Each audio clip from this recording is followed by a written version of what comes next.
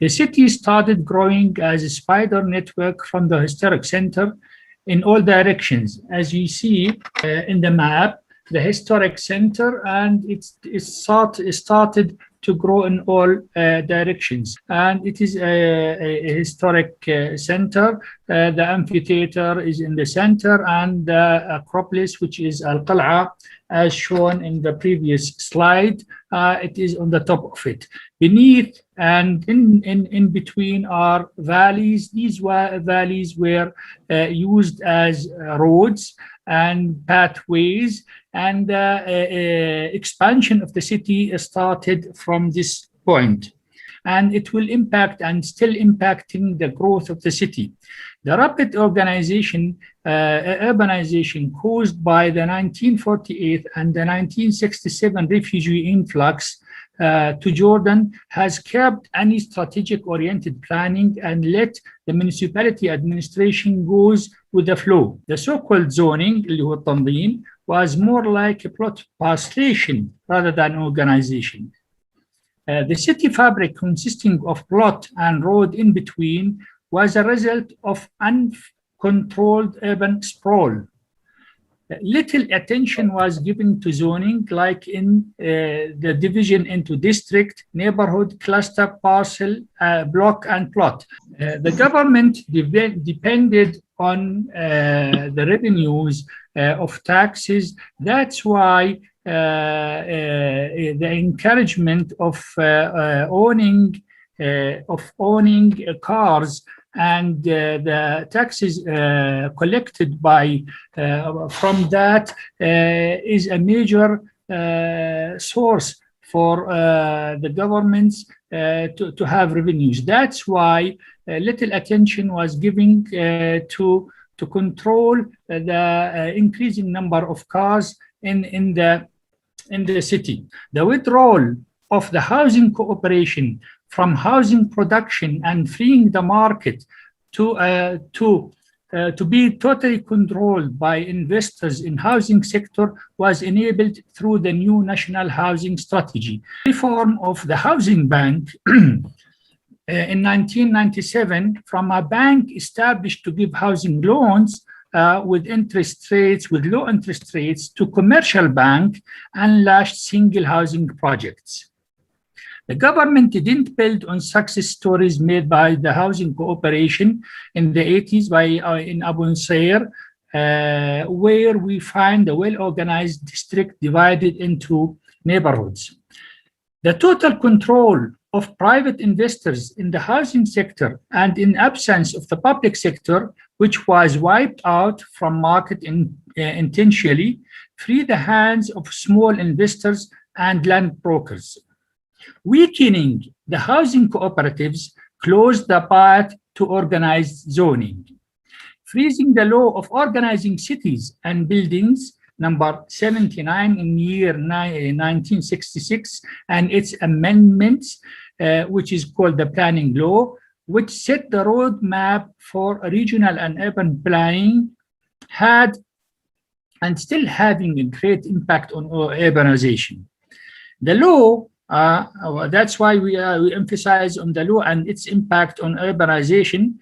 The law divides planning drawings into three levels, which are regional plans, structural plans, and detailed structural plans, or the so-called master plans. And what happened on the regional level? The initiation of the so-called development zones was launched according to the law, to a law that is in conflict with the planning law. The workplace and living place and the distance between them was not balanced to control the urban development.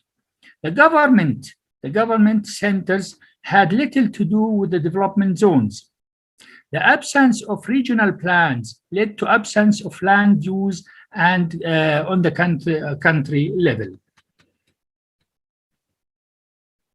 For Amman, the initiation of the so-called master plan of 2007, which is based on intensification to make use of the already existing infrastructure, doubled its inhabitants. Ironically, Amman master plan called for the expansion of the area from 705 square kilometers before 2007 and added 975 kilometers to get a total of 1,662 square kilometers. Imagine that for a small country to have the capital expanding area to 1,662 square kilometers.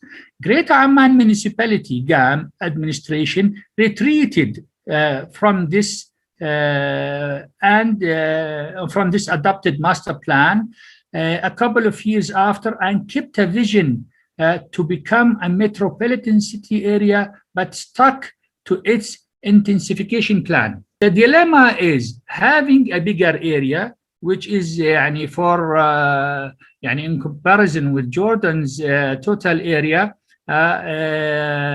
will have an agglomeration of population in a certain place. GAM master plan, which is done and approved in 2007, was divided into 7 stages. I will not get into the detail of these stages, like interim growth strategy, corridor intensification strategy, interim industrial land policy, divided and metropolitan growth plan, and district plan. Retreating from annexing these areas of about 900 square kilometer reduced GAM area. Holding to the intensification strategy shall keep the numerator and reduce the denominator, which raise the value. If we are going to reduce the area and keep the strategy of intensification, that's what they did, we will get a higher population density. That's why, just to close with it, that's why Amman is having real transportation problems, which are based on narrow roads, which are based on intensification strategy that doesn't cope with the area that has been foreseen for the 2025. That's why I think the issue of sticking to the strategy, which is called metropolitan strategy and intensification strategy, will impact the whole development of the city, I think, negatively. My very simple answer is stop having metropolitan cities. Our dilemma in the third world countries is trying to do what is done in other cities, like Dr. Ali said and mentioned, like Paris, Barcelona, and others. I think like Jordan, like a country like Jordan, we have a very small population in comparison to Egypt. We have almost 10 million inhabitants, and almost half of them live in the capital. And if we have, and when we add the neighboring cities like Zarqa and Swaleh and Rusaife, we will have almost 65% of the population living in a metropolitan city that is now connected with each others. I think that's why in the first part I tried to mention the legislations which, if followed, will curb the creation of such cities. I am totally against of having a great or a big city on the expense of other territories where you find industry, tourism, and agriculture. All these economical matters should be connected to people where they are. because you cannot shift agricultural land from Al Ghor here in Jordan, which is the Jordan Rift Valley, to the eastern part, because these fertile lands are there at the Jordan Rift Valley. That's why we need population there in order to cultivate these lands, in order to grow there.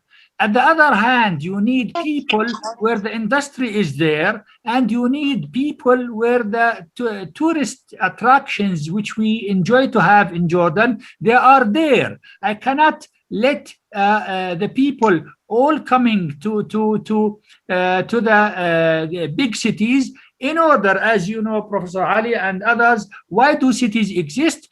They will compete, start and will keep competing until the competition is almost zero. They will keep reducing the prices, and that's why cities exist. I don't like for my country to have an agglomeration of poor neighborhoods, people who don't live in good conditions, just to have a metropolitan city. I think with the retreat of importance of location, that was obvious after the COVID-19, that, as you said, we don't have to travel to our workplace and accumulate a lot of people in one place, in one area, in one metropolitan area. I think that we have to rethink the issue of fostering a metropolitan city, or the whole idea itself. Why do we have our discussion today? I am presenting the case of Amman. We have so historical and topographical limitations that prevent us from letting more people into the city, because we have the hilly topography, and as I explained at the beginning, and we have historical ties started from the central of the city, which is the amphitheater, and we don't have the luxury to have as you said, a well-organized public transportation system, because it is in contradiction with the topography. And if we are going to do that, we will have to pay billions of dollars. And for what? If you have, if you think regionally, and that's why I emphasize on our, I think, which is a good one, in our law for planning law, just to think in three levels: regional and structural, and master plans as detailed structural. I think we are at a point that we all practitioners and theoreticals, and we should rethink the issue of metropolitan city, and call for the withdrawal of people, as I said, into the suburbs. Let me elaborate on this. This is an excellent point, Professor Murad. Number one, I think we need to question. You said we need to prevent people from coming to the Metropolitan Amman, and I would argue that we need to ask a more fundamental question: why people keep on coming to Metropolitan Amman? Why people keep on coming to Cairo? Because if you look at the other cities, they lack working opportunities, they lack community services, they lack universities, they lack decent way of life, they lack the hope, HOPE, literally. I am from Egypt, and I know that a lot of young people in other cities around Egypt, they feel that without going to Cairo, they will be missing the opportunity of their lives when it comes to working opportunities, education, even treatment, health facilities, and so on and so forth. So the very important point that we need to consider, as I said before, is the notion of authentic decentralization. and to be very honest and sincere regarding providing community facilities and all the services that people are aspiring for in different kind of cities around the country. And then my final point, Professor Murad, with all my due respect to the idea that investing in public transportation would be billions of dollars, and there are a lot of hinders regarding this, particularly the geographical and topographical obstacles in Jordan. But if you look at Latin America, for instance, if you look at a city like San Francisco, for instance, they have very complicated topographical situations, but they still rely on public transportation, and they invested a lot. Why? Because this investment on the short and the term periods, you will have a lot of returns, because you cannot imagine how spending time in cars is destroying people, destroying their health, destroying their creativity. When I go to Jordan, I was moving from my hotel to the university, which I would do it literally in 20 minutes walking. I spend an hour and a half in the car. And I think this is something that we need to invest whatever it takes in it to change it. So the whole notion of public transportation is not about how much we would invest, but it's about how much we would gain, particularly when it comes to human health and the value of cities that are more directed towards people rather than cars. Had several stages in planning.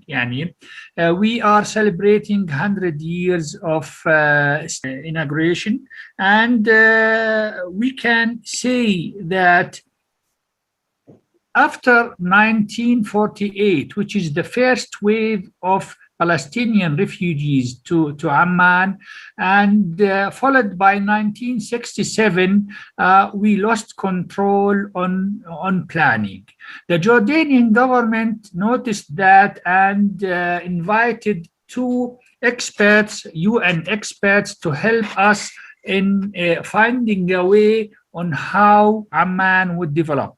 These two, King and Max, the experts, had the idea or presented the idea that we should lift the vehicle transport from the wadis, from the valleys upwards. And they had an idea to have something like bridges connecting the hills. And unfortunately, this idea was not expected or adopted, and that was the first big problem that we are now paying the price for. After that, the 50s, and we had some kind of master plan in 1986 done by Dar al-Handasi. Fortunately, GAM administration didn't get these plans approved by the government in order to be implemented and not changed by the coming mayors. Unfortunately, that didn't happen, and the expansion was happening very quickly until 2007. GAM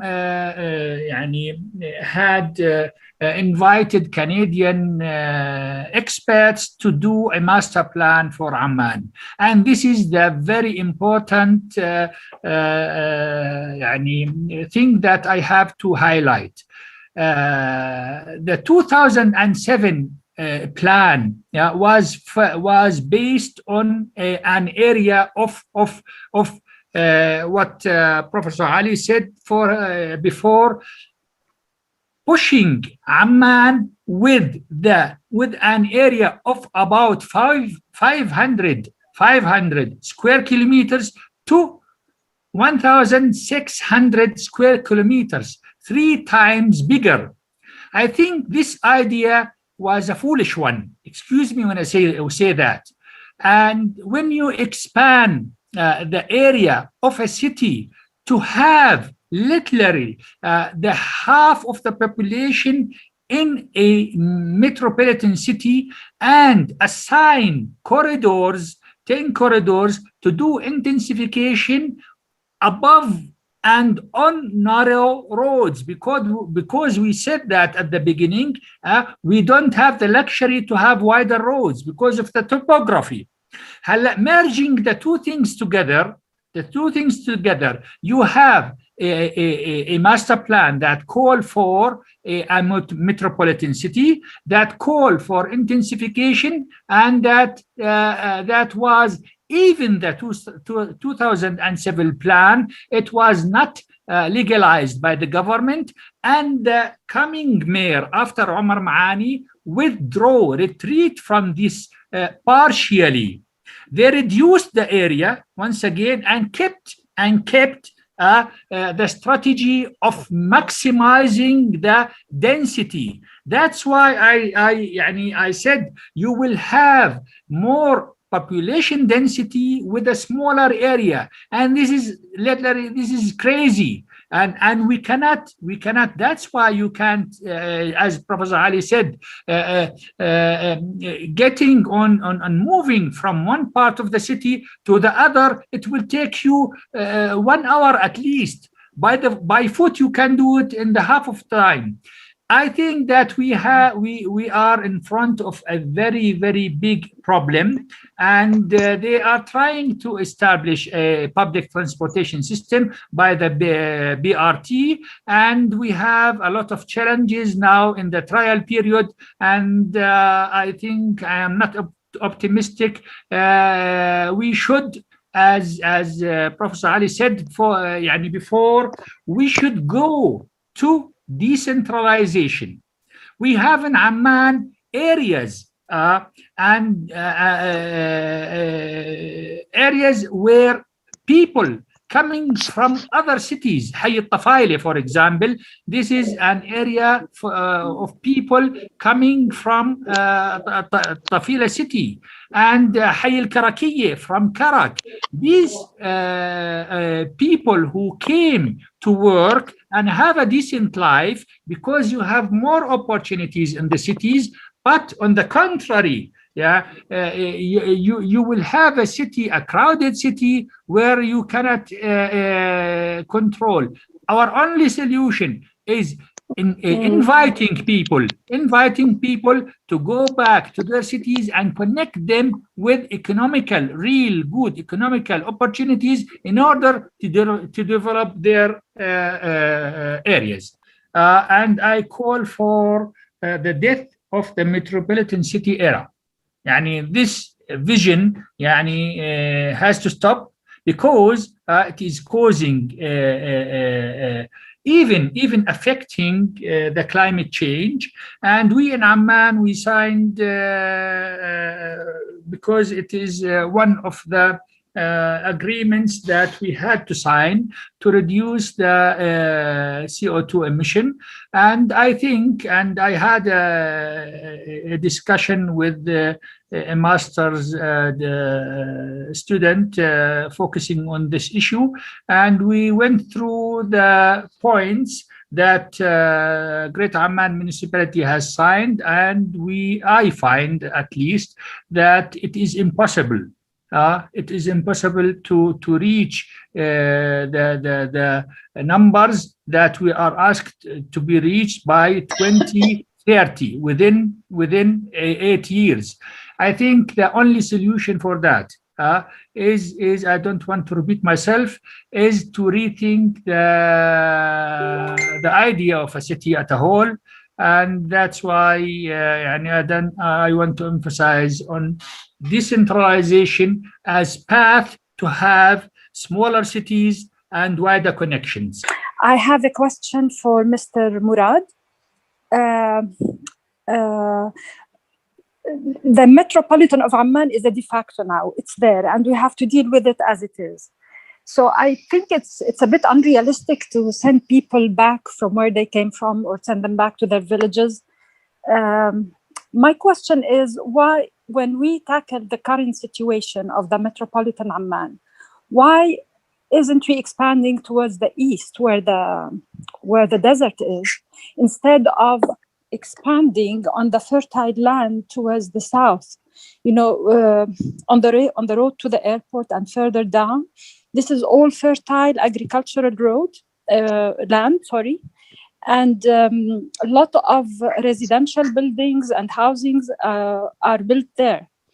Why don't we go towards the east and save this agricultural land for green areas or for agriculture, if possible? So this is my number one question. Okay. The number two question is, have we in Jordan looked into a metro, an underground network away from the historical city of downtown Amman to go towards, where the artery streets are, like Mecca Street, Medina Street, the University Road, where the fast bus is now. Have we considered a metropolitan, an underground network to solve this area and away from the historical city where you might find some, archaeological assets under the ground? Thank you, Rana, for your two questions. First of all, what you said about expansion towards the east and curbing the expansion towards the west. This was one of the recommendations made by Max and King in 1957. It was, and they provided drawings where you can see that Amman should end at the current Shmeisani, which is the business district of the whole city. And we had at that time, some years later, the strongest prime minister that we ever had in Jordan, who is Wasf al-Tall. Wasf al-Tall himself, he loved agriculture, and he tried very much not to allow people to go westwards and build on agricultural land. Even Wasf al-Tall himself couldn't stop the urban sprawl towards the west. I agree with you totally, but we shouldn't do the same fairer twice and more. Why expanding overall? Why expanding in a city? We had some years ago the idea, like in Egypt, and the prime minister who adopted that, he studied in Egypt, and he was a prime minister, and thereafter he was once again our ambassador to Cairo. He is Dr. Hani al-Mulki. Dr. Hani al-Mulki wanted to adopt the same idea that was done in Cairo and established a new Cairo. I had a press gathering with the mayor himself. We were two people, myself and him, and I'm still against establishing a new city eastward towards Amman, as you said, towards the desert, because this is not how cities are created. This is a wrong idea of expansion. The issue of Cairo, and Dr. Ali can elaborate more, I think, this is another issue, and the cause of that is putting more people and allowing more people to enter the city, that the city became fed up with people. Enough people is shouting the city. This is for the first question. The second one is having an underground. You are trying to fix a problem with another problem. I think that the topography of Amman allow having such tunnels, and we did that. Nafaq al-Haddadi, if you know, this is in the central of Amman, Shara King Hussein Street, and it was it was not a big one, because if you have a hill and you through the hill you can connect the two sizes. The problem is that it is too late. It is too late to do such. If you know the Nafaq al-Haddadi and the intersection there at the Bank al-Markazi Central Bank, you can almost take the left and get into this tunnel. I think that this is one issue. The other issue is it is too expensive for having a metro in a city like Amman. Metro is يعني suitable for more flat cities, and you don't have only if there is a must, you will do and go through tunnels. I think we have to يعني just reaction of what you said, letting people go back. This is a strategy that we are practicing now. And now there is a law at the parliament, and it will be approved, I think, in the next weeks, which is towards decentralization. Decentralization don't mean sending people back. It is providing work opportunities there, and to go there and build a home and a life where work is available. I'm sorry, maybe I should have been clearer about expansion towards the east, expanding Amman towards the east. What I meant by that is creating a suburb for housing projects for the unprivileged people or for the low-income people. I did not really mean to create a new city, just a suburb for, because all the housing projects in Amman are actually made for rich people who can afford them. No, excuse me. Here, I want to interrupt you. I presented this case at the beginning, and it is a new liberal thinking that led to what you said right now. In the 70s, we had in East Amman, and we have several projects done by the housing cooperation in East Amman, in Abu Nsair also, and it was very suitable. But the new liberal thinking had issued in 1989 a new housing strategy and prevented the housing cooperation to deliver housing units in order to enable the private sector to have the upper hand on the market. And that's why you will find that the private sector is seeking to have smaller plots. Smaller plots will need to have in the division of land. You will get deformed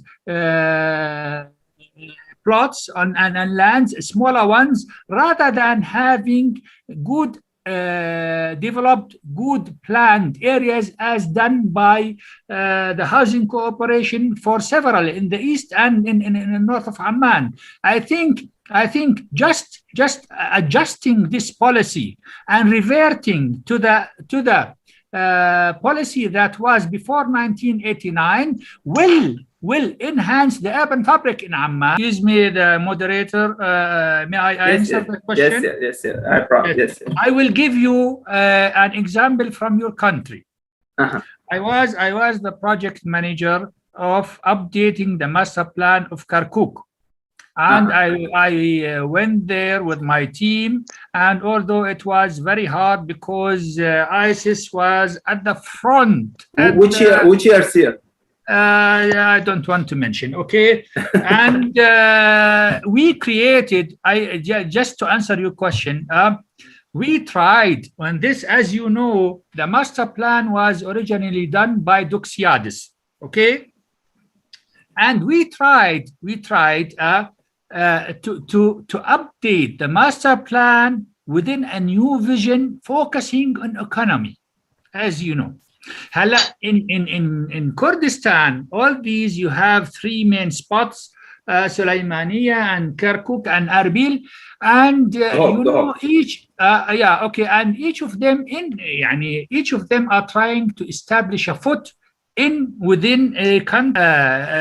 By doing that, we didn't prevent people from coming to Baghdad, but we opened opportunities for them to have investment in Kirkuk through planning and regulations. That's what I am calling for. I'm not asking on or calling for preventing people from coming to cities. This is a thing that you cannot legally do because they have the citizenship. Although in Berlin and big cities, you are not allowed to enter with your car within a certain circle of the city fabric, because you will create more congestion. What you are saying is very important, and please don't misunderstand me that I am calling for to prevent people from coming to. Opening other opportunities will, as Dr. Ali and others you will find in Arabic we say محل ما ترزق تلزق. Okay, thank you.